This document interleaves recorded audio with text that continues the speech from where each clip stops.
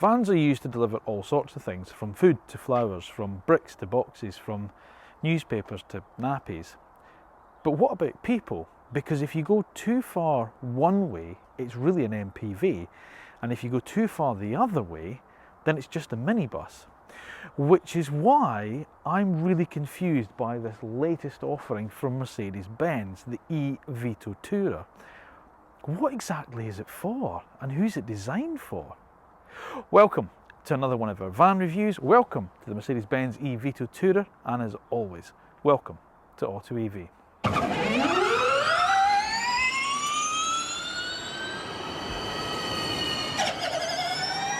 Now, before we go on to this week's review of the new Mercedes-Benz eVito Tourer, it is of course that time where I ask you to like the video, so subscribe to the AutoEV channel and make sure you press the little bell button down below so you receive notification of when our next video goes live. If you've been a supporter of us so far, thank you ever so much for being one. If you're not, please consider becoming one, because obviously by doing that you help us remain independent and bring you great content. Let me explain why I'm a little bit confused by the eVito Tourer. You see, Mercedes-Benz already make the EQV, the luxurious all-electric people carrier. We've tested it, we really like it. So it's not really a people carrier, this, and it's not really a minibus, because minibuses kind of conjure up a different kind of image. This is a really interesting vehicle to drive. So who might it be for? Who's it really aimed at? Well, I suppose it's probably best suited to maybe inner city taxi work. There are two variants of the eVito Tourer, which we'll go on to later, a kind of shorter one and a longer one. It's the longer one we've got in test. So maybe that kind of inner city taxi work for the shorter one, or this one would be ideal for, I don't know, whisking you from the airport terminal to that luxury hotel or the exclusive golf club. Or if you were a contractor, maybe you were trying to move some people around about a large complex, where the electric drive of this would really suit it. But let's put it through the AutoEV road test and really get to the bottom of what the eVito Tourer is all about. So let's start with the styling, and you'd be forgiven for thinking this is an EQV, because obviously it's pretty much identical in terms of its panel work, and the two are built in the same factory, but there are a lot of differences which we'll get onto in a little bit later. There are two trim levels available, Select and Pro. It's the latter that we have here. For that one you get the painted front and rear bumpers rather than just the grey plastic. The charging port is mounted on the near side front corner of the bumper here. You've got your traditional kind of Mercedes-Benz wrap-round headlights with the daytime running lights up here. Very prominent and distinctive Mercedes-Benz grille. The higher trim level you get these nice chrome flashes in the grille as well, and of course your big prominent three-pointed star. It's quite a handsome beast. It's very distinctive, and it's got a nice kind of dark metallic blue. It certainly cuts a bit more of a dash than you'd expect a Mercedes van to do. And its side profile, well, again, it's pretty much as you'd expect to find on something like the Vito or the EQV, as I say. 17-inch alloy wheels, they're standard on the Tourer. These are just the optional design, if you like. You can obviously, there's a standard design, these are the optional ones. Kind of practical plastic door mirrors rather than body coloured, which is different to the EQV. And then of course the same with the door handles, they're just that nice kind of practical, just black plastic, which kind of blends nicely in with this kind of dark metallic paint, as I say. You get twin sliding doors, one on either side, giving good access into the interior. And then, as I say, your front doors they open up nice and wide, easy access into the front.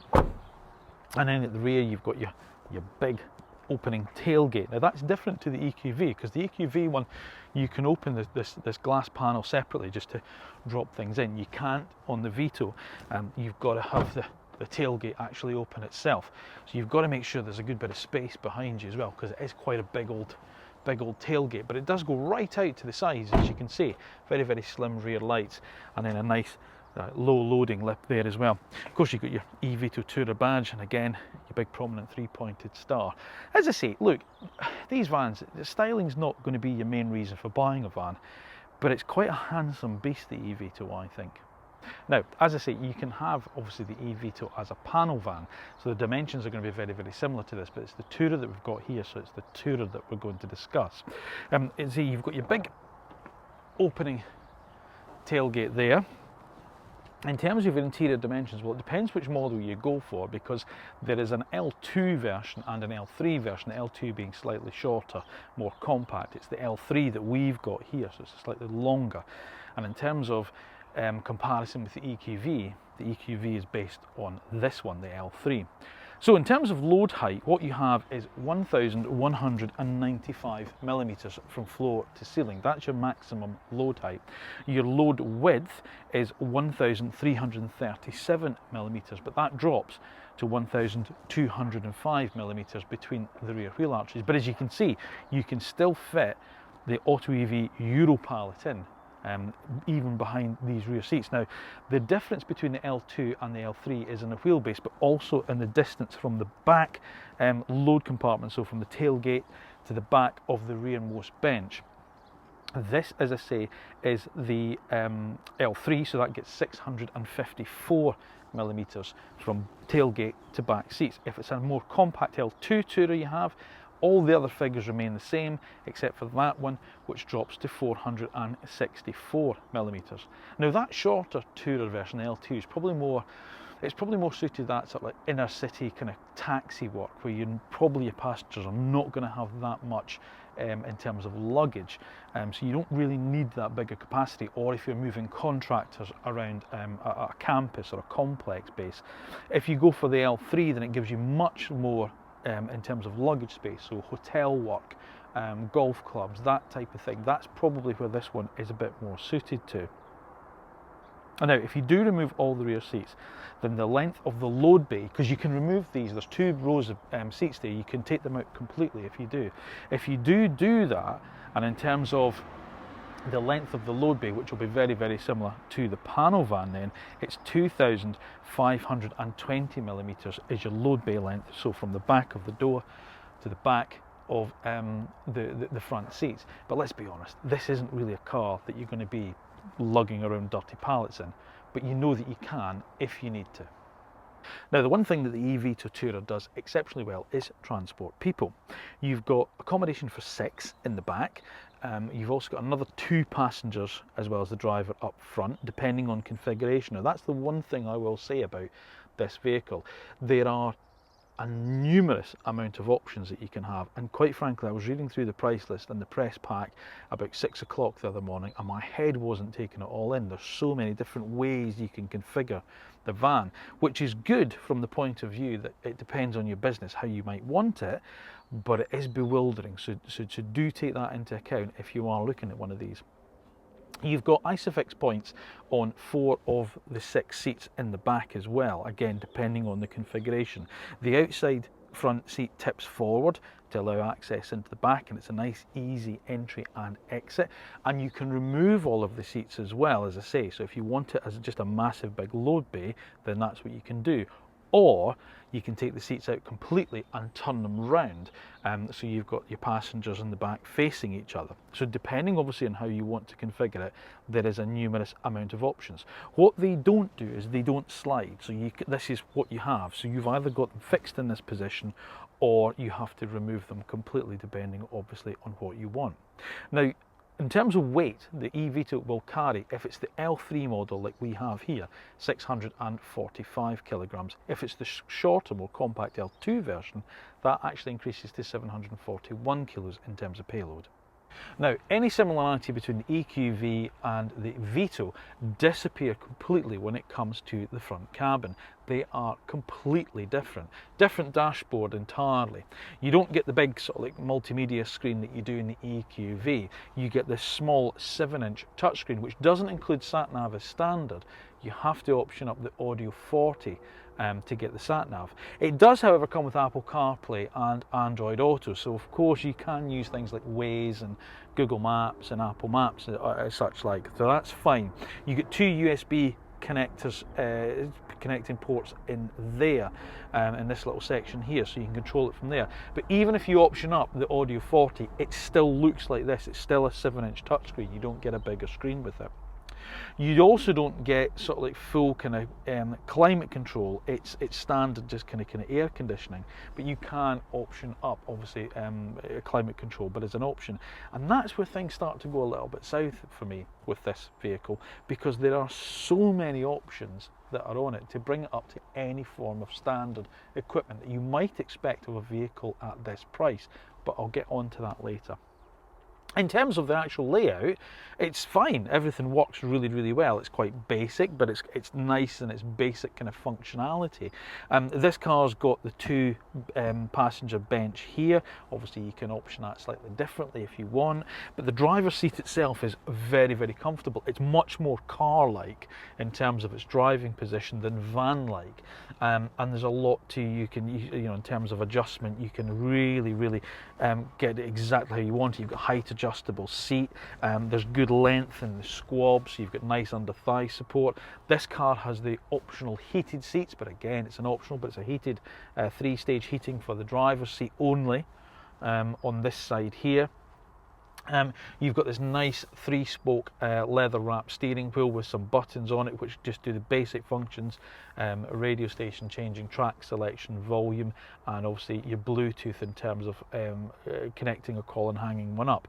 You get Bluetooth and DAB as standard. That's one thing you do get, as well as I say the Apple CarPlay and Android Auto.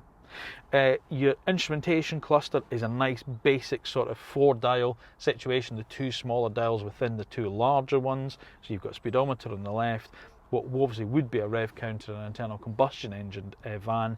You get sort of like either it's an economy meter, and it also tells you how much power you're using, and the smaller dial in the speedo tells you your battery level left. In the center you've got a small infotainment trip meter, which obviously you can control and scroll through depending obviously what you want to see it, but again it's very, very basic in what it actually does. Typical Mercedes-Benz, you've got the big column stalk for your transmission on the right hand side, so park is done by pressing the end of the stalk, and you've got reverses up, neutral and drive. On this side you've got your indicators and wipers all mounted on the 1 column stalk, and then below that you've got your cruise control or your speed limiter as well, and also your Distronic, but again it's an option as well. But in terms of comfort, it's good. As I say, you've got a nice driving position. It's much more car-like. You've got these nice kind of fold-up and adjustable armrests, depending obviously on what you see fit. The wheels also height and reach adjustable too. Now, in terms of storage, it's okay. You've got 3 big bins across the top of the dash for putting notepads in, or iPads. You know, they'll fit on either side, kind of there. And you've got 2 cup holders, one on the driver's side, one on the passenger side, but oddly enough, they don't take my Mercedes-Benz water bottle. They don't fit. But you do get bottle holders down in the door bins, which aren't as big a drop as they were in things like the Toyota ProAce that we reviewed last week. You've got a couple of little storage bits in there, but they won't take much, maybe a mobile phone, and that's it. There's nothing in terms of storage here. You've got a 12-volt charging socket there, and then an okay glove box on that side, but that's pretty much it. So it's good and bad news. It's built like a Mercedes-Benz. It feels like it's going to do, you know, sort of like a huge amount of miles and last forever and a day. It's quite basic in its design, and it's basic in its looks. There's an awful lot of blank buttons here, and again we'll come on to that in the pricing section, where there's so many options that you can have on it. But the upside is it's very, very comfortable, and it's very, very easy to do a long drive in this van, because it makes you feel like, as I say, you're sitting in a Mercedes-Benz passenger car rather than a commercial vehicle. Now, the eVito Tourer has a battery capacity of 100 kilowatt hours, meaning according to the WLTP cycle, it can do a range of up to 220 miles, which is great. It will also take charging speeds of 110 kilowatts, meaning you can go from your benchmark 10 to 80% in just around about 40 minutes. However, that's just the Tourer. If it's the panel van that you're looking at, for some odd reason, it doesn't get the same size of battery. It has a smaller 66 kilowatt hour battery, dropping the range to around about 165 miles. Now, The van also has an 11 kilowatt onboard charger, which means if you've got three-phase electricity at home or at your place of business and you've got an 11 kilowatt wall box, it'll charge up to full in just over 10 hours. From a 7 kilowatt wall box, obviously it's going to be a little bit longer than that. Now, in terms of the drive, the eVito is exemplary.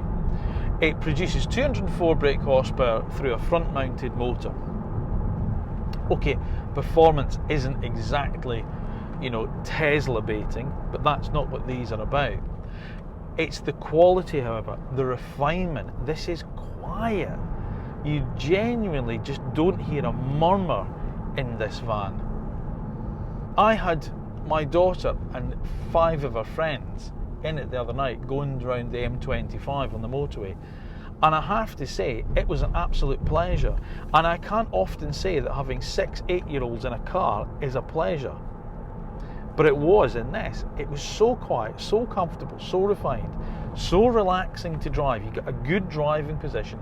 You get a good view out. Okay, yes, this is the Tourer, so obviously over the shoulder view is good because you've got the windows there. But it's a really, really decent van to drive. If you were doing long distances, this would be absolute pleasure.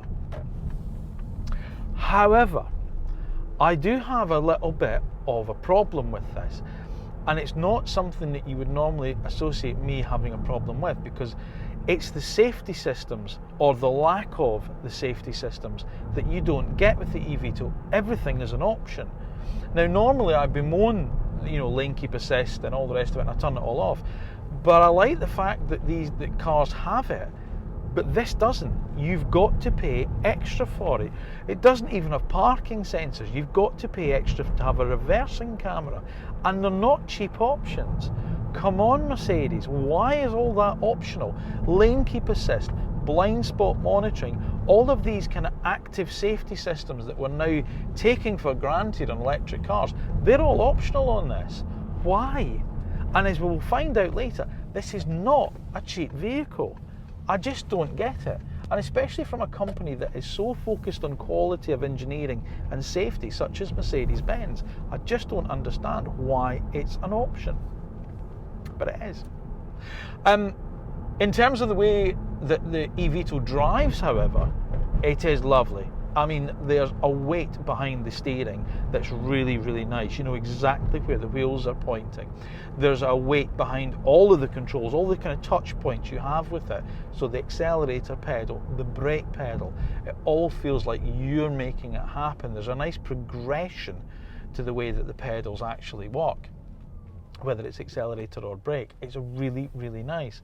It's very easy to place the van as well, in terms of how it actually, sits on the road and for parking. So if you were using it round about town or in more kind of urban areas, it's a really, really decent van to actually place.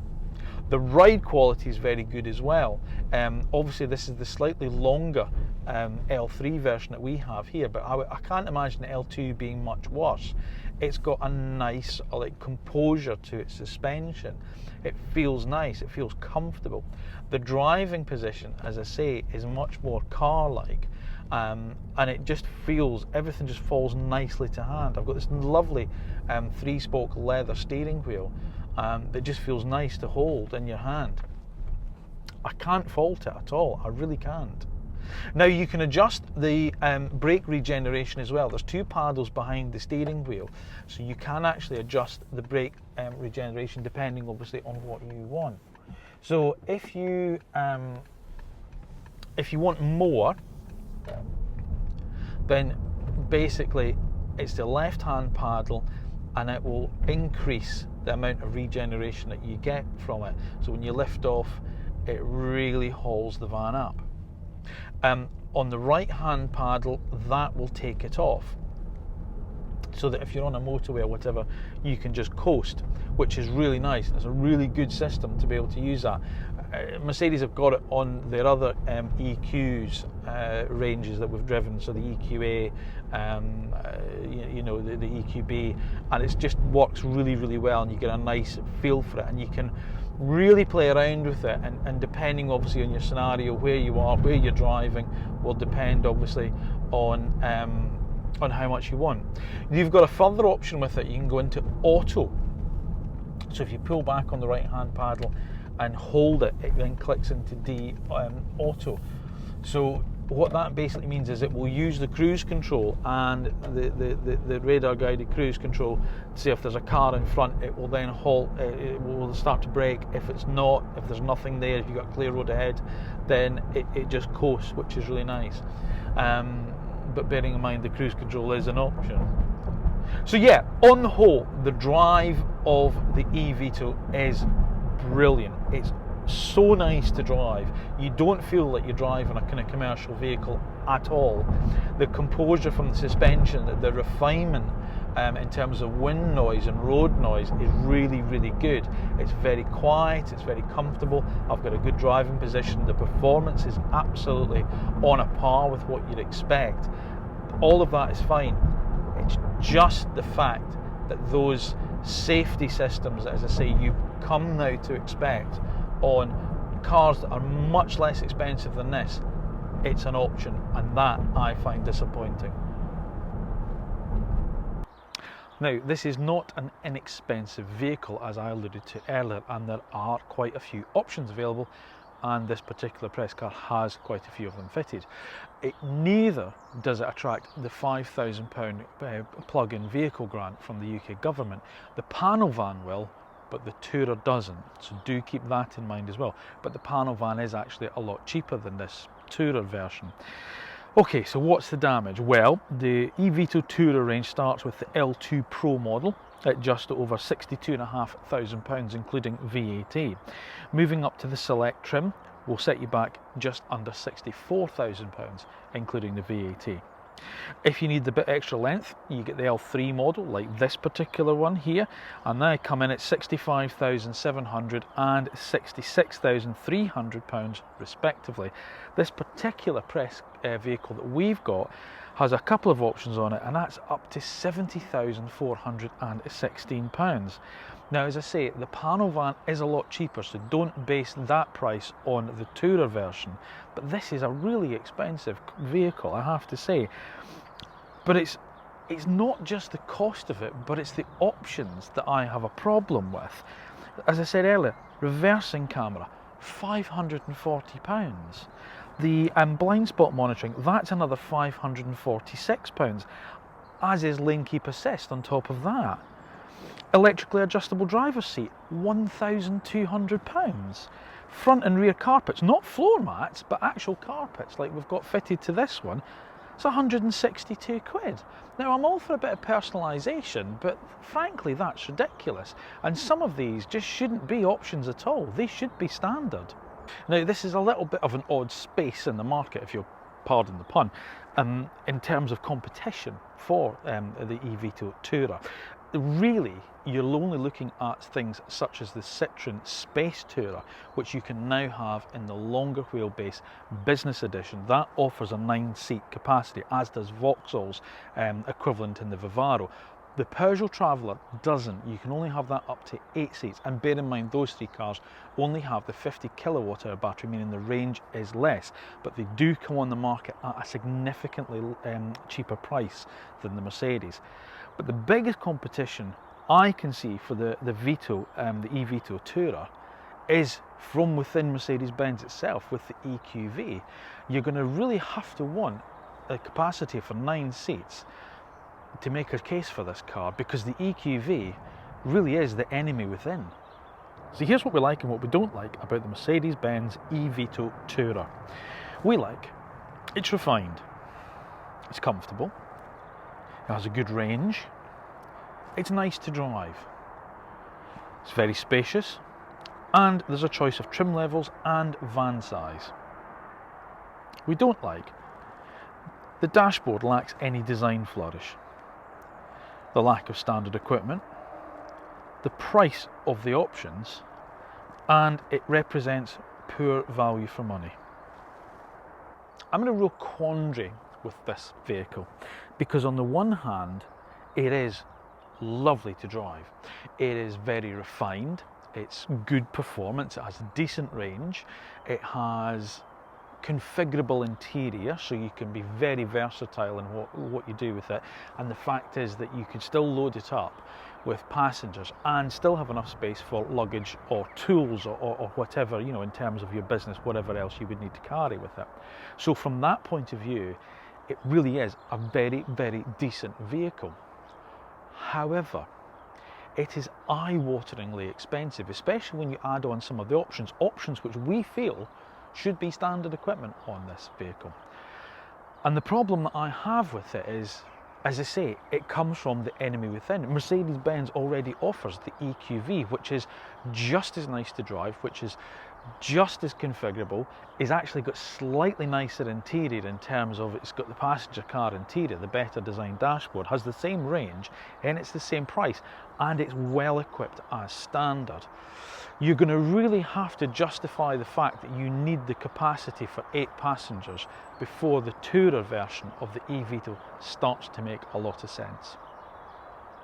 Thank you once again for watching AutoEV. If you like the video, please remember to press the little thumbs up down there, and remember to subscribe to the AutoEV channel. We're also available on all other social network platforms such as Facebook, Twitter, LinkedIn, Instagram, so give us a follow there as well if you don't mind. And if you've been a supporter of us so far, thank you ever so much. It means a huge amount to us, and obviously it means that we can stay independent and bring you the great content that we do. There's going to be a few more videos coming from us, vans and cars, in the near future, so make sure you've pressed the little bell button and then you're notified when the next video goes live.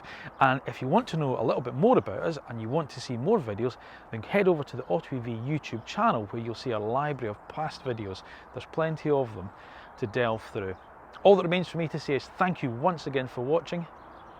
We'll see you again soon. So, you've watched our video. It's now my job to tell you to like and subscribe, and press the little bell button to receive notification of when our next video is uploaded.